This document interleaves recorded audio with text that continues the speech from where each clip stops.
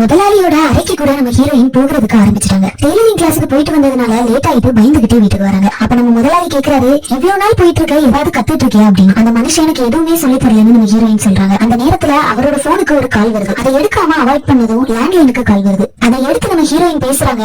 அவரோட X lower தான் கால் பண்ணிருக்கு. நம்மளோட முதலாளி எதுவுமே சொல்லாம அவர் வீட்டுல இல்லன்னு சொல்லிட்டு நம்ம ஹீரோயின் அழகா போன் வச்சுட்டு போயிருந்தாங்க. ரெண்டு பேருக்குமே கொஞ்சம் கொஞ்சமா சிங்க் ஆக ஆரம்பிக்குது. நம்ம ஹீரோயினுக்கு தெரிஞ்ச பக்கத்து வீட்டுல உள்ளவங்க, நான் உனக்கு ரூபாய் தரேன், ஃபர்ஸ்ட் போய் கிளாஸ்ல ஜாயின் பண்ணுன்னு சொல்லி 3 மாசம் கோர்ஸ்ல அவங்கள ஜாயின் பண்ண சொல்றாங்க.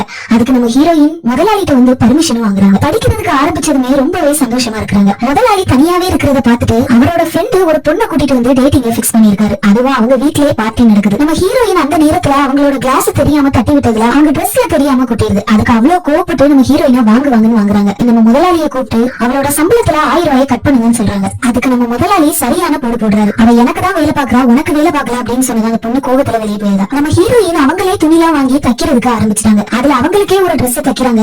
எப்படி இருக்குன்னு பாக்குறதுக்கு அவங்க ரூம்ல கண்ணாடி இல்ல. அதனால நம்ம முதலாளி ரூம்ல இருக்கிற ஒரு பெரிய கண்ணாடியில போய் பாப்போம்னு சொல்லிட்டு போறாங்க. அளவுலாம் எப்படி இருக்குது, நல்லா இருக்குதான்னு பாத்துட்டு இருக்க நேரமே அந்த கதவை திறந்துட்டு நம்ம முதலாளி உள்ள வந்துடுறாரு.